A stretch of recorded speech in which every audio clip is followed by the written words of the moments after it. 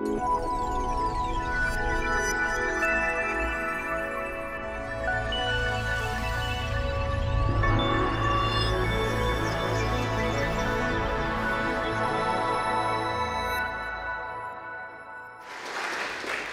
you, Matthew, and thank you very much, ladies and gentlemen. I must say, to start off, it is fabulous to see a packed hall, really wonderful, and I think it tells us all just how important and how topical the issue of interfaith dialogue is, and my goodness, we have got a wonderful speaker to present to us and talk to us tonight in Karen. I'm going to tell you a little bit more about Karen in a moment. Before I do that, I'm just going to reflect for just a short moment on my own perspective on interfaith dialogue and the importance of it. Matthew was just saying, you know, my background, before I took over as the sort of attack dog on HARDtalk, barking and yelping at the politicians and sort of trying to challenge and ask rigorous questions of people in power, which is my day job now. For many years before that day job, I was a BBC foreign correspondent. And just to give you a flavor of what I did and how I think it does have a relevance for tonight's discussion and what we're going to hear from Karen, I'll just sort of run through sort of where I lived, what I did, and the connections to tonight. I was first based as a BBC foreign correspondent in Cairo, at a time, actually, in the early 1990s, when a wave of militant Islamism was sweeping through Egypt. And actually, as I arrived, the first Westerners were being attacked by the group Jamaat al-Islamiyah, who had decided that striking at Westerners was an effective way of sort of waging their own particular jihad against the government of Hosni Mubarak. So it was a time of tension in Cairo for Westerners. And it was interesting for me because I came to Cairo with an Arab wife, an Arab Christian wife. And we saw the changes in Egypt develop as we lived there for 3 years, at which point I got a call from my BBC bosses telling me that they wanted me to move to Jerusalem. So the notion of sort of dealing with the realities of tensions and difficulties between faith communities certainly became even more real. You can imagine my wife, for a moment, was somewhat taken aback at the idea of going to live in West Jerusalem, Jewish West Jerusalem, as an Arab. But we did it, and we had the most fascinating 3 years living in Israel with friends amongst both the Israeli Jewish population and the Palestinian Arab population, both Muslim and Christian. And it was the most fascinating and privileged existence in many ways to be able to cut through some of the suspicions, the mistrust, and even the hatred that there is, most obviously there is, in Jerusalem, and reach out to people from all of the different sides of that conflict. But I have to say, it was also a very difficult time. It ended with us sort of living through the first wave of suicide bomb attacks in Jerusalem and in Israel, and it left, I'm afraid, with both my wife and I very depressed about the direction of travel for dialogue, for engagement between faith communities in Israel, and unfortunately that trajectory, I'm afraid, hasn't really changed. In many ways, it's got worse. And then finally, to wrap up this sort of life that is very much connected to everything we're going to talk about tonight, I went to Washington. And I was in the United States and reporting for the BBC on 9/11 and in the weeks and months and the year after 9/11. And again, a fascinating insight into the way religion and politics and communal suspicions have run up against each other. You know, a Bush administration at the time who declared that you are either with us or against us. Intellectuals and ideologues declaring that there was a clash of civilizations, something again that has fed into our perceptions of what it means to be a member of a faith community and how we identify ourselves through politics and religion all mixed up together. So these are themes that obviously matter to the world we live in today, Engagement and dialogue and understanding and compassion are key words, I think, in the vocabulary of Karen Armstrong. And it is a very great pleasure for me to introduce you to Karen tonight. I was amazed to learn a couple of things about her just in the last few minutes. One, she's written more than 20 books. I mean, having written one book, and thank you for mentioning it, Matthew, because very few people have ever seen it. Having written one book and remembering what a god-awful effort it was to have produced more than 20 is really stunning, so well done, Karen, for that. But even more incredibly, as far as I'm concerned as a broadcaster, Karen is here tonight having spent, about 9 hours recording her latest book, of which I've got a copy just there on the table, The Case for God. Karen's putting that down as an audio book, and it is, as you can probably just see if you can see the book, it's not a short book. And in a week, she's got to get the whole thing on tape as an audio book. So she's had 9 hours of talking into a microphone today, and yet she's still raring to go tonight. So hats off to her for that.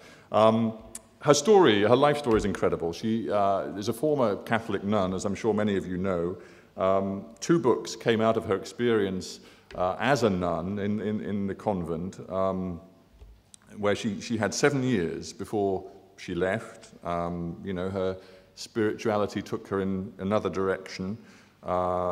She, as I say, has very recently written a book which, in a sense, is how can I put it, a response to Richard Dawkins, a man actually who I had on HARDtalk not long ago and had a very fiery exchange with. But it's been a bestseller around the world. She is, I think it's fair to say, a very powerful voice when it comes to religious communities trying to engage, to have a dialogue, to understand each other. And she has founded something which I believe she's going to talk about a little bit, the Charter for Compassion. So there is an awful lot to Karen Armstrong. She's going to try and squeeze as much as she can of that into the next 25 minutes or so, and I shall leave the floor to her now. So Karen, if you would, please step forward.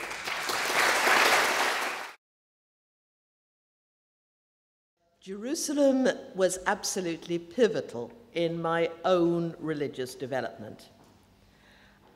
I left my convent in a state of distress and grief and depression, and I thought I wanted nothing ever to do with religion again.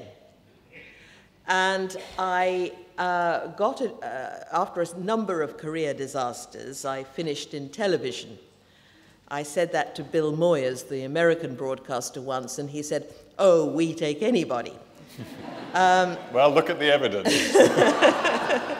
Now, I was asked to write and present a 6-part documentary on St. Paul in the early 1980s, working with an Israeli film company. And I went out there knowing a little bit about St. Paul, and it was going to be a very skeptical program. But in Jerusalem, my life got turned around, because there I discovered for the first time Judaism and Islam. Because of my rather parochial Roman Catholic upbringing, I'd never really thought about Judaism as anything but a kind of prelude to Christianity. And I hadn't given Islam much of a thought. But working and living in Jerusalem, and I went back and forth for several years on this and other projects, you become powerfully aware not just of the conflict between the faiths, but of the profound connection between them. And I began to start studying these 3 Abrahamic faiths in tandem, developing what I wanted to call triple vision, where you look at the aspirations and theology and history of these faiths side by side. And it was actually the study of these 2 other traditions that brought me back to religion, that introduced me to a whole range of religious themes and imperatives that were new to me. And that was just the beginning of a long quest. And of course, it was also a city of conflict. And I went out there not knowing anything about the Arab-Israeli conflict. But when you're living in a city that is being torn apart in this way, people talk about it all the time and you're drawn into it. And I soon found it just wasn't between Arabs and Israelis. We British were there too. I began to see what it was a bit like to be Jewish, because some of my Israeli friends would say, well, you know, Karen, I don't want to offend you, some of my best friends are British, but... and then launch forth. And I began to realize that we were locked together in a three-sided conflict of pain. And so now, today, of course, things have moved on and they've become worse. And so much of our world is in turmoil and in meltdown.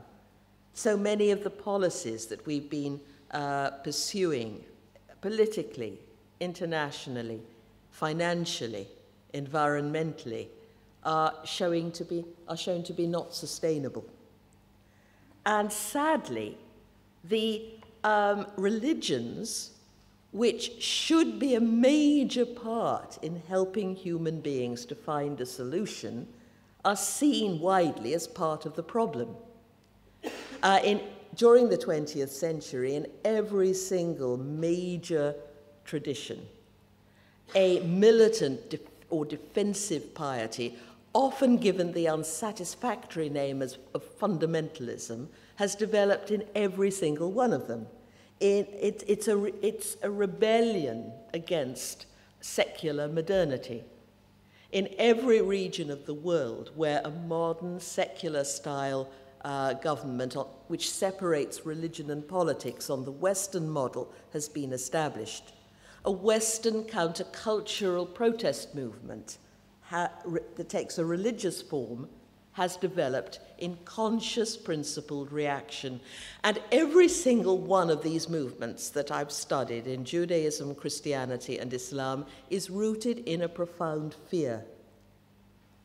Every single one of these movements is convinced that modern, liberal, secular establishment wants to wipe out faith.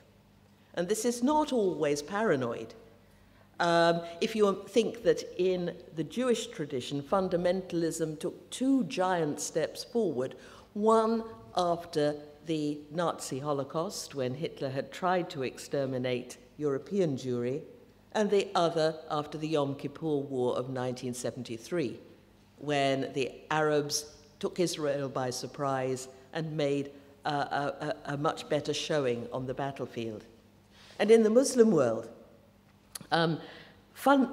modernization and secularization has been so rapid and so accelerated. They didn't have the 300 years that we had to develop our secular democratic institutions, that it was often felt, secularism and modernity was felt to be lethal and invasive. The Shahs used to go out, send their soldiers out with their bayonets, taking off the women's veils and ripping them to pieces in front of them in the street. In 1935, Shah Reza Pahlavi gave his soldiers to shoot at hundreds of unarmed demonstrators who were peacefully protesting in one of the holiest shrines of Iran against obligatory Western clothes. These reformers wanted their countries to look modern. Never mind the fact that a vast number of the population had no understanding of the new Western ideas that were being incarnated in their country. And hundreds of Iranians were killed that day. Now, in that kind of context, modernity and democracy and all the things that we Westerners love is not seen as liberal and benign, but as really dangerous and perilous. Even in small-town America, people feel colonized by what is to them the alien ethos of Washington, Yale, or Harvard. Now, one of the things why fundamentalism, as it can be called, is an unsatisfactory form of faith is that it denies important principles enshrined in all the major traditions. And it is very important, I think, that we go back and look at these two principles that all the traditions would agree upon. I'm not saying that all the religions are the same. They're not. Each one has its peculiar genius and its particular flaws and failings. But on these two principles, they would all agree. All would insist, at base, that the reality that we call God, or nirvana, or Brahman, or Tao, is beyond human fathoming. Jews, for example, refuse to speak the name of God out of reverence, because any human expression of the divine is liable to be so inadequate that it's almost blasphemous. And for centuries, this is what this new book is about, in the Christian world, major carriers of the Christian tradition, such as Thomas Aquinas, insisted that we cannot say what we mean by God. We know what God is. We come to appreciate God, but God is transcendent. And very often religious people say, yes, I know God is transcendent, but we know what he means. And all too often, people speak about God as though he was their boss or some kind of eminence grise whose behavior and likes and dislikes can be predicted. Now, the Crusaders in the Middle Ages went into battle to fight Muslims and Jews with the battle cry, God wills it. Now, obviously, God, whatever God is, meant no such thing. But the Crusaders were simply projecting their own fears, desires, and loathing onto a deity that they'd created in their own image and likeness, and making it give a divine seal of absolute approval to their own nefarious policies. And extremists are doing this today. This is idolatry. Idolatry means not just bowing down in front of a statue, but raising what is essentially finite to an absolute level. And because there can only be one absolute, people who follow this kind of idol often have to destroy anything that threatens it. And it's not just religious people who create idols. Nationalism can become a great idol too.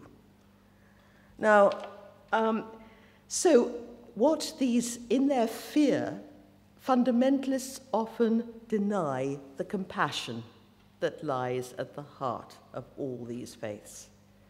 So, first of all, these are the two principles. Ineffability. When we speak about God, we don't know what we are talking about. And that's not just a giving up in despair, because we are people who seek transcendence. That's what religion is about. Our minds are so constituted that we endlessly seek out experiences that take us beyond what we can easily conceive and know. When we feel touched deeply within and lifted momentarily beyond ourselves, feel that we inhabit our humanity more fully than usual, and that all will ultimately be well, even though we cannot explain this rationally. Music is indeed in one sense, a very rational art. It's based on mathematics, but it segues very easily into transcendence. It takes you into a place where words and concepts are not operable, but where there is numinous meaning. And that's what the religions are supposed to do. That's what theology is supposed to do. Theology should open us up to wonder. And so they used to say that the best way of approaching God is not through a lot of wordy disputes, but in silence, Confucius used to say, "Oh, I wish I did not need to speak." And his disciples said, "Oh, well, but Master, if you didn't speak to us, how would we poor little ones know anything about you?" And Confucius said, "Heaven, the high god of China, heaven does not speak. But look how effective heaven is. Because of heaven, the constellations wheel on their courses, the myriad things come into being and pass away. The seasons follow one another, but heaven does no speaking." And his implication was that if we could stop all our theological chatter and disputes, we too might be as effective as heaven. Because when we speak about what we call God, nobody has the last word. Allahu Akbar, the Muslims say. God is always greater than anything that we can conceive. And so that's, first of all, a humble acceptance that the dogmatism that people often associate with religion is really out of place. We are all in confronting transcendence and mystery. So we should listen to one another's insights about this, not saying, "You were wrong."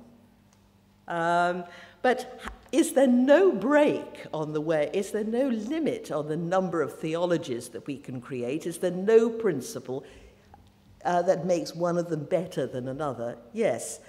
All the world religions insist, and here they're all at one, that the real test of any religious idea, any spirituality, is that it must lead to practical compassion. Others would say that it's compassion that leads you to the divine. Compassion does not mean to feel sorry for people, to feel pity for people. I think we're so uneducated in compassion these days that distinction is often lost. I was giving a lecture in Holland last year, and I made this point: compassion does not mean feeling sorry for people. And yet when my speech was translated in the Dutch newspaper, every time I said compassion, it was translated pity. So compassion means to feel or experience with the other person, to put yourself into the position of another. And it's encapsulated in what's been called the Golden Rule, which has been formulated in every single one of the major traditions. I'll give the Jewish and Confucian one form here. Do not do to others what you would not like them to do to you. Look into your own heart, discover what it is that gives you pain, and then refuse under any circumstance whatsoever to inflict this pain on anybody else. And why they've insisted on compassion is not just because it sounds good or edifying, but because it's been found to work. Everybody knows that what holds us back from the divine and our best selves is ego. Me, mine. It's ego that makes us aggressive, filled with hatred, impatient of others. But compassion demands that you dethrone yourself from the center of your world and put another there. And Confucius said, you do it all day and every day. It's not a question of, as we often say, well, that's my good deed for the day. Right, that's it. Now I can return to uncompassionate living. All day and every day you dethrone yourself and put another there. And the traditions all insist that you cannot confine your benevolence to your own group. You have to have what one of the Chinese sages called yan ai, concern for everybody. Honor the stranger, it says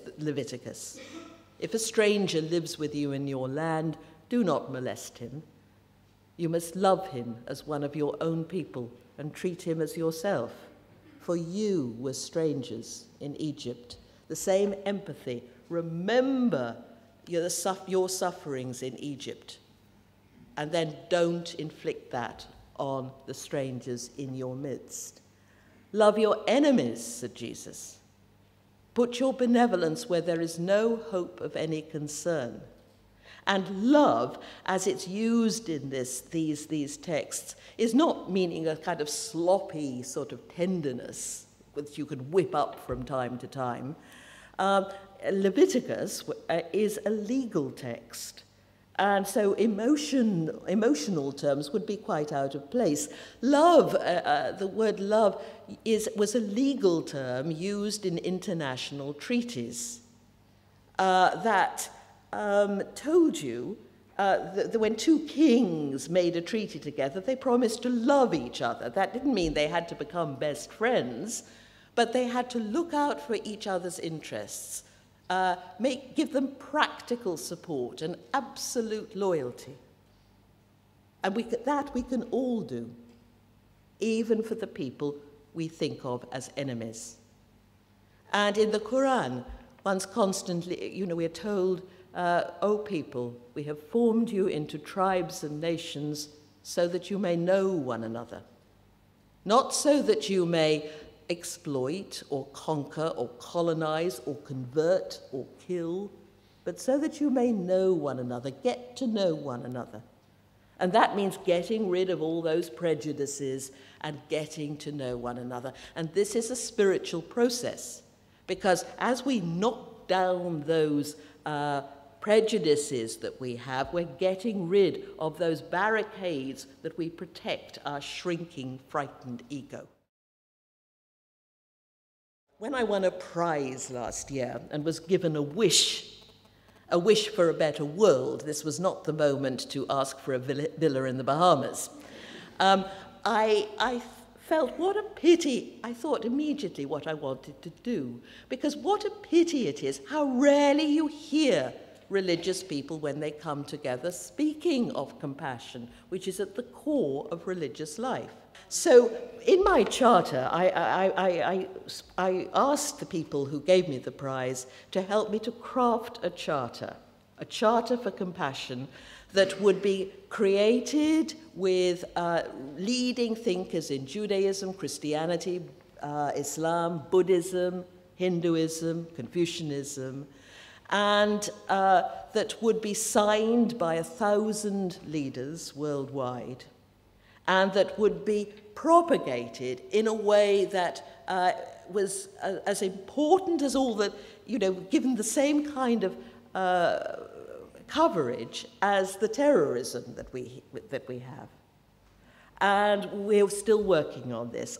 We had a wonderful meeting of my council in Switzerland, a nice neutral place.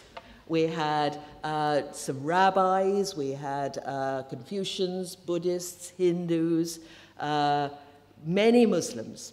The Grand Mufti of Egypt came, people from Pakistan, a wonderful young pop star from Pakistan. And we're creating this charter now. It's going to be short, not one of these great wordy documents, 200 or 300 words. And we're having the big launch in November. I can't tell you any more about either the charter or the launch because it's still all in the planning stage. But the idea is that on that day, in 5 or 6 cities, the charter will be inscribed on glass plaques, will be put up simultaneously in churches, synagogues, mosques, temples in India, Pakistan, Middle East, Latin America, South Africa, New York, even London.